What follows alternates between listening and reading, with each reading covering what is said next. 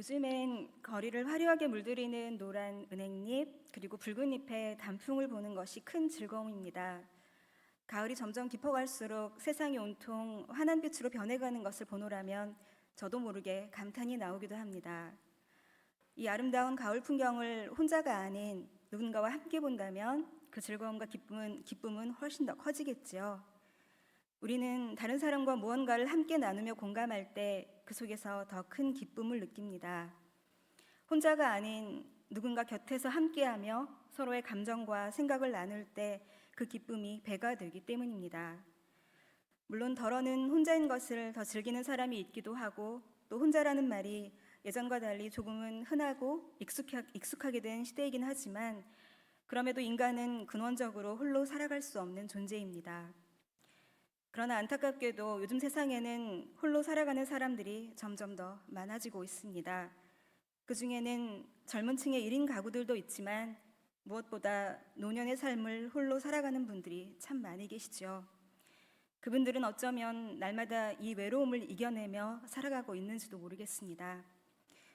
또 그런가 하면 때로 우리는 가족이나 친구가 함께 있음에도 순간순간 외로움을 느끼기도 합니다.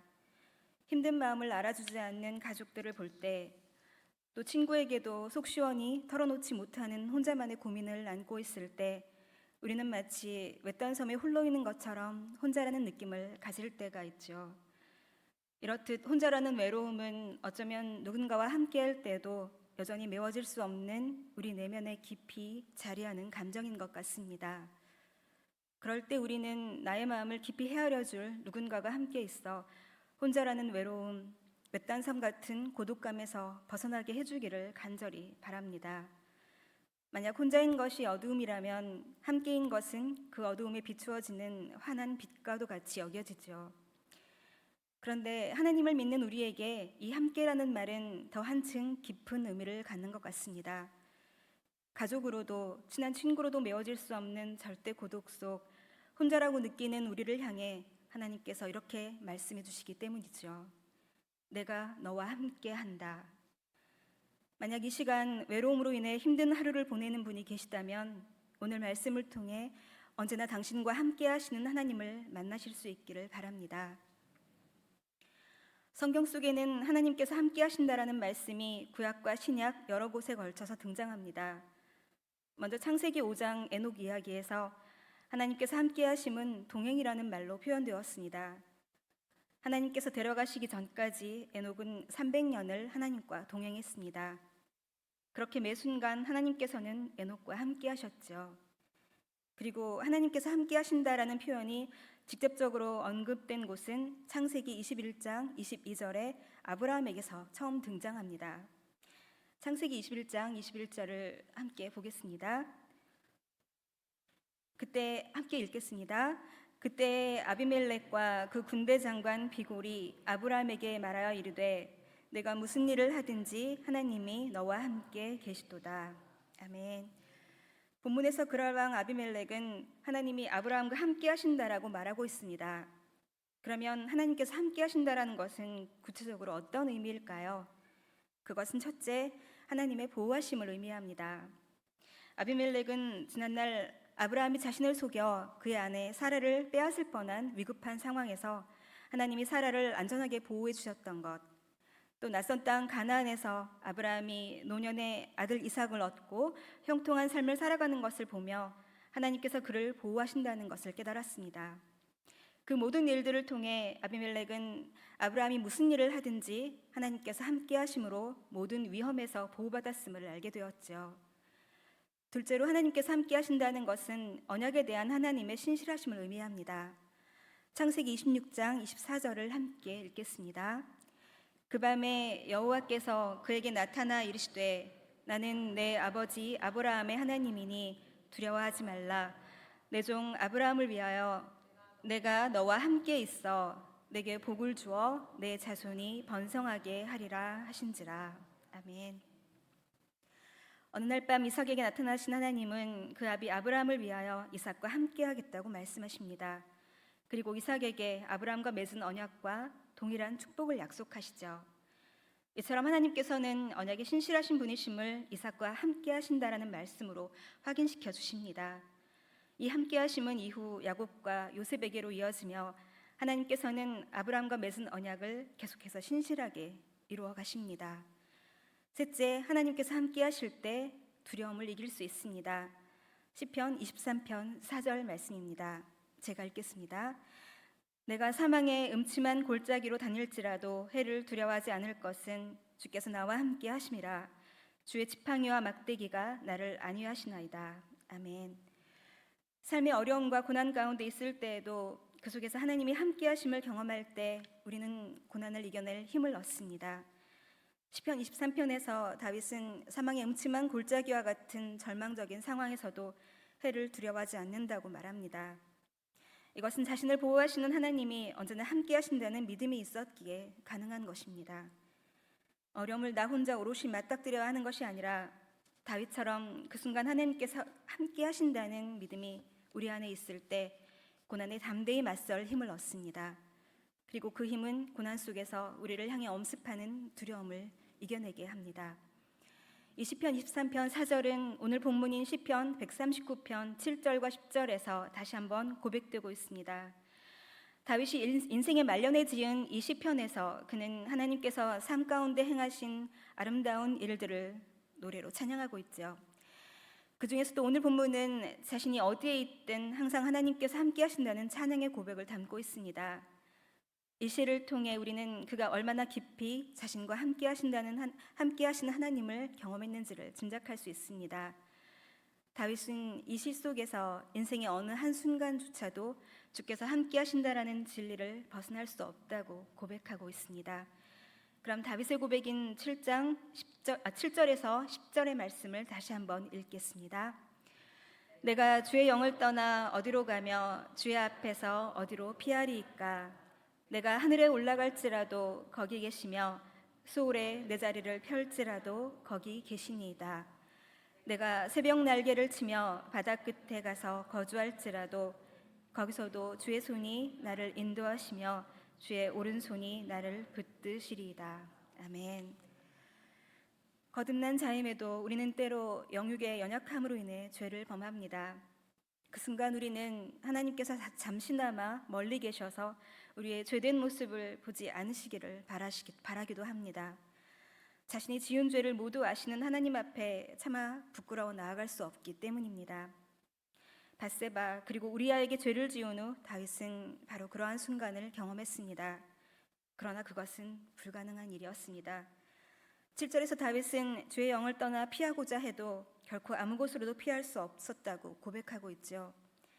선악과를 먹은 후 하나님이 두려워 숨고자 했던 아담처럼 다윗 또한 그 순간 하나님을 피하고 싶었지만 그때에도 하나님은 그와 함께 계셨습니다. 그리고 이 찬양의 고백은 이어지는 8절과 9절에서 상징적인 시어들을 통해 보다 더 선명하게 표현되고 있습니다. 먼저 8절에 있는 하늘과 수월이라는 표현에서 하늘은 가장 높은 곳을 그리고 수월은 가장 낮은 곳을 상징합니다. 수월은 그 당시 히브리인들에게 하나님의 도우심이 닿지 않는 은혜에서 가장 멀리 떨어진 곳을 의미했습니다. 그런데 다윗은 심지어 자신이 이런 수월에 있을지라도 하나님께서 그곳에 함께 계신다고 말합니다. 이것은 도저히 있을 수 없다고 여겨지는 곳에서도 여전히 하나님이 함께 하심을 의미하는 것이죠. 우리는 때로 내가 이렇게 잘못을 했는데도 여전히 하나님이 나와 함께 하실까라는 생각을 하기도 합니다. 그런 상황에도 하나님의 자비와 용서가 함께 할 수 있을까 하는 두려움이 우리를 캄캄한 수월로 내려가게 하죠. 하지만 하나님께서는 우리가 어떠한 잘못을 한다 해도 또 아무리 오랫동안 하나님을 떠나 있었다 해도 언제나 변함없이 우리와 함께 하십니다. 이어지는 9절에서는 새벽 날개와 바다 끝이라는 상징적인 표현이 등장합니다. 새벽 날개에서 날개라는 히브리어 카느페는 그 원형이 카나프인데 이것은 두 가지 의미가 있습니다. 그 하나는 날개이고 또 다른 하나는 끝이라는 뜻입니다. 먼저 카나프를 날개라는 뜻으로 볼 때 이 새벽 날개는 새벽에 동이 틀 때 태양빛이 빠르게 뻗어나가는 것처럼 아무리 빨리 날아간다 해도 하나님이 이미 그곳에 계신다는 것을 의미합니다. 또 카나프가 끝이라는 뜻일 때에는 그것은 새벽의 끝, 그러니까 해가 뜨는 동쪽 끝을 의미합니다. 그리고 이 동쪽 끝과 정반대편에 서쪽 끝을 상징하는 표현이 있는데 그것이 바로 바다 끝입니다.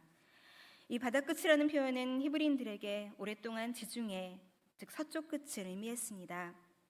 그들에게 바다는 인간이 닿을 수 없는 가장 멀고 먼 곳이었죠. 그래서 지중해로 상징되는 바다는 그들에게 그 너머에 다른 세상이 있을 것이라고 생각되지 않는 서쪽의 끝인 동시에 세상의 끝을 의미했습니다. 이렇듯 다윗은 위와 아래의 끝을 상징하는 하늘과 수월, 그리고 동쪽과 서쪽의 끝을 의미하는 새벽 끝과 바다 끝이라는 표현을 통해 세상의 모든 곳에 하나님이 계심을 노래했습니다. 이것을 통해 다윗 자신은 그 어느 곳에서도 하나님을 떠나 홀로 있을 수 없음을 고백했지요. 오랫동안 히브리인들에게 있어 바다는 도움이나 구원을 기대할 수 없는 철저히 소외되고 버려진 곳으로 묘사되곤 했습니다. 그래서 바다는 그들에게 마치 수올처럼 절망적인 곳이었죠. 지금 우리 가운데에도 마치 수올이나 바다에 홀로 있는 것처럼 깊은 고난 중에 있는 분이 계실지도 모릅니다. 마음의 질병으로 홀로 힘들어하시는 분, 큰 수술을 앞두고 두려움과 초조함으로 가슴을 졸이고 있는 분, 또 경제적 문제 앞에서 답을 찾지 못하고 있는 분, 어쩌면 그분들은 지금 깊은 바다처럼 그리고 수올처럼 절망적인 상황을 홀로 이겨내고 있는 것처럼 느끼고 있을지도 모릅니다. 다른 이와 함께 나누어질 수 없는 자신만이 홀로 감내해야 하는 문제 앞에서 서 있는 그분들에게 오늘 하나님께서 말씀하십니다. 내가 너와 함께 한다. 바다나 수올 같은 절망적 상황에서도 하나님께서는 당신이 결코 혼자가 아니라고, 언제나 하나님께서 당신과 함께 하신다고 말씀하십니다. 그러니 절망적인 상황 속에서 홀로 있는 것 같이 느껴진다 해도 여러분은 결코 혼자가 아님을 믿으시기 바랍니다. 하나님은 저 깊은 수올에서도, 저 위험한 바다 끝에서도 언제나 당신과 함께 하십니다. 그리고 마지막 10절에서 다윗은 하나님께서 함께 하심에 대해 그를 붙드시는 오른손으로 표현하고 있습니다. 이것은 하나님께서 함께 하신다는 것이 그분의 강한 힘으로 단단히 붙잡고 계신 것을 의미합니다. 성경 속 많은 구절에서 주의 손은 하나님의 권능과 보호 그리고 축복을 상징하는 표현입니다. 그러기에 하나님께서 함께 하신다는 것은 주님의 권능의 손으로 우리를 강하게 붙잡고 보호하시며 축복의 길로 인도해 주신다는 것을 의미하죠. 이렇듯 시편 139편에는 다윗이 그의 전 인생을 통해 경험한 하나님, 자신과 늘 함께 하신 하나님에 대한 찬양의 고백이 잘 담겨 있습니다. 다윗의 고백처럼 우리 또한 어떤 상황에서도 결코 우리를 떠나지 않으시는 하나님, 언제나 함께 하시는 하나님을 경험하고 찬양하시기를 바랍니다. 그 순간에는 미처 깨닫지 못했다 해도 오랜 시간이 지난 후 돌아보았을 때 바로 그때 하나님이 나와 함께 하셨다라고 고백하는 순간들이 분명 우리에게도 있을 것입니다. 예레미야 23장 24절에는 마치 시편 139편 다윗의 고백에 대한 하나님의 답시와 같은 구절이 있습니다. 함께 읽겠습니다. 여호와의 말씀이니라. 사람이 내게 보이지 아니하려고 누가 자신을 은밀한 곳에 숨길 수 있겠느냐. 여호와가 말하노라. 나는 천지에 충만하지 아니하냐. 아멘. 천지에 충만하신 하나님, 다윗을 통해 우리가 만난 함께 하시는 하나님이 바로 천지에 충만하신 하나님이십니다. 그 하나님께서 함께 하심으로 우리는 하나님의 보호 속에서 고난을 두려워하지 않고 언약에 신실하신 하나님을 만나게 됩니다. 또 언제나 우리를 떠나지 않고 강하게 붙들어 주시는 주님의 손을 경험할 수 있게 되죠. 이렇듯 성경 속 많은 구절들이 우리와 함께 하시는 하나님을 한결같이 말해줍니다. 그것은 창조와 더불어 시작되어 구약의 긴 시간 동안 끊임없이 이어져 왔습니다. 심지어 인간이 죄를 짓고 타락했을 때에도 여전히 계속되었죠. 그리고 그 함께 하심의 은혜는 신약으로 이어져 마태복음 1장에서 마침내 우리를 향한 가장 구체적인 모습으로 나타났습니다. 보라, 처녀가 잉태하여 아들을 낳을 것이요 그의 이름은 임마누엘이라 하리라 하셨으니 이를 번역한즉 하나님이 우리와 함께 계시다 함이라. 아멘. 이제 구약의 주의 손은 인간의 몸으로 오신 예수님에 의해 실제로 만질 수 있고 볼 수 있는 손이 되어 이 땅에서 우리와 함께 했습니다. 구약의 주의 손처럼 예수님의 손은 사람들을 강하게 붙잡아주는 권능과 보호와 축복의 손이 되었죠. 우리와 함께 하신다 말씀하신 그 하나님께서 마침내 예수님을 통해 임마누엘, 우리와 함께 하시는 하나님이 되셨습니다.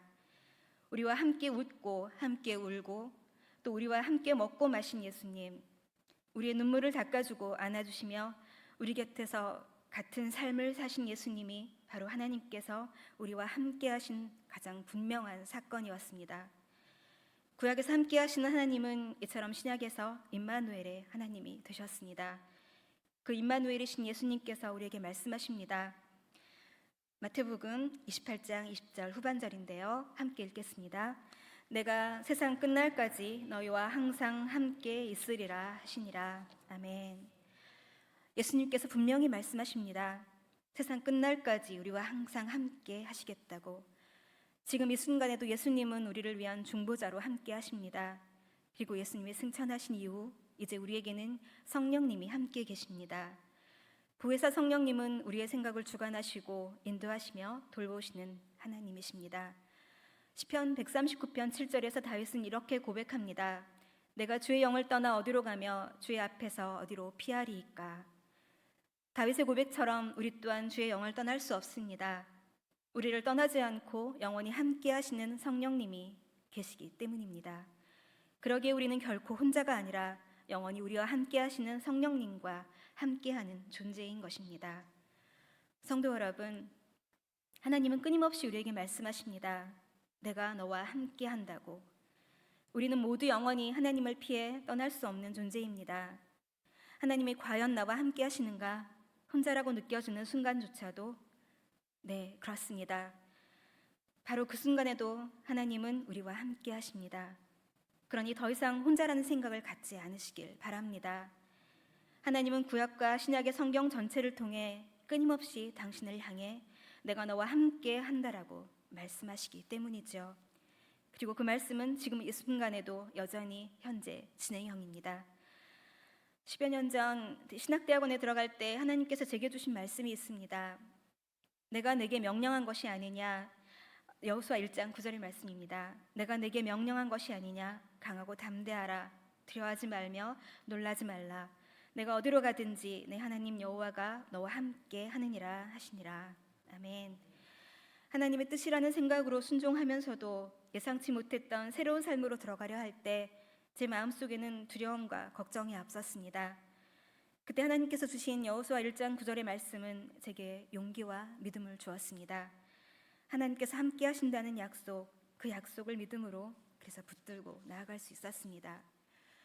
사랑하는 성도 여러분, 언제나 우리와 함께 하시는 하나님을 바라보십시오. 성육신하셔서 우리 곁에 계셨던 임마누엘의 예수님을 바라보십시오. 그리고 언제나 우리 안에 함께 계시는 성령님을 바라보십시오. 이제부터는 혼자라는 외로움과 힘든 마음에서 자유해지시기를 바랍니다. 왜냐하면 당신은 결코 혼자가 아니기 때문입니다. 이 믿음으로 언제나 여러분과 함께 하시는 임마누엘의 하나님과 동행하시는 브니엘 교회의 모든 성도님들 되시기를 주님의 이름으로 축복합니다. 기도하시겠습니다.